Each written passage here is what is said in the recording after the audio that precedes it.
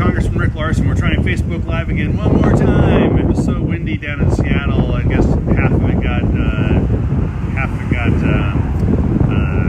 winded out. I guess just got too windy. So we're gonna give it another shot here. This time I'm in Everett, in downtown Everett. And what I wanted to let you all know is I was in Seattle to go to the CenturyLink Field Event Center, where the U.S. Army is setting up a new field hospital. It'll be about 272 beds. It is for non-COVID-19, again, non-COVID-19 patients to relieve hospitals in the region. So it is the first field hospital to be deployed of about 500 or so U.S. Army soldiers in support of the field hospital. And all said and done, it should be open, close of business on Wednesday night, and ready for business starting Thursday, if not Wednesday night itself. So that's why I was down in Seattle to see that, but now I'm up in Everett, and I just want to give everyone a quick update on what happened this last week. I was in D.C. to be sure that we passed the CARES Act. This is the COVID-19 Economic Disaster Relief Bill. Under this bill, if you make up to $75,000, you'll be receiving a $1,200 check. And if a married couple making up to $150,000 will receive a $2,400 check. So if you're in that category, please watch that. It also, the bill includes the expansion of unemployment benefits that add an additional $600 a week to unemployment for 4 months.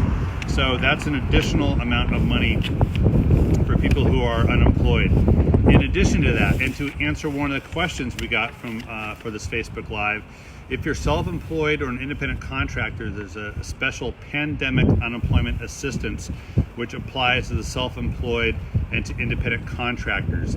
Please go to the Employment Security Department website, esd.wa.gov, for more information on pandemic unemployment assistance, especially if you're self-employed or an independent contractor.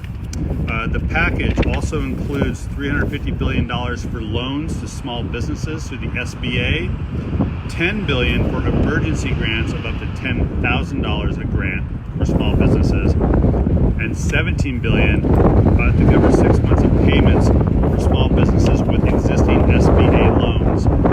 We are trying to get a handle on all of this for implementation, and that's what we're spending our time today, Monday, doing in my office. Additionally, there's $150 billion nationally for hospitals and providers most affected by COVID-19, $150 billion for state, local, and tribal governments. And I'm seeing my local USPS letter carrier go by. There's money in there for the United States Postal Service to keep them operating as well. And there's $400 million for states to prepare for the 2020 elections. A couple of questions that we've received. I mentioned the one on self-employed and independent contractors. Another one was, please clarify what is being done to use the Defense Production Act. The President has invoked the Defense Production Act, the DPA. He has invoked it, but he is not actually using it. We are really trying to implore him to actually use the DPA, especially to advance ventilator manufacturing here in the United States. Someone said, I read that National Guard has been directed to assist our state. What will they be doing? Great question. I don't have an answer for that yet. That is one of the outstanding questions that we are trying to get answers to, and we'll have answers hopefully by tonight.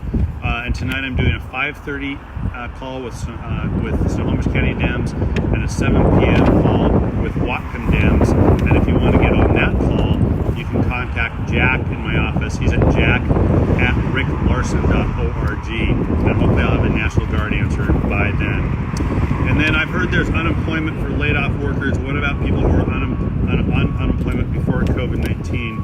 Good question. I will say that the bill is retroactively gives benefits to January 27th of this year.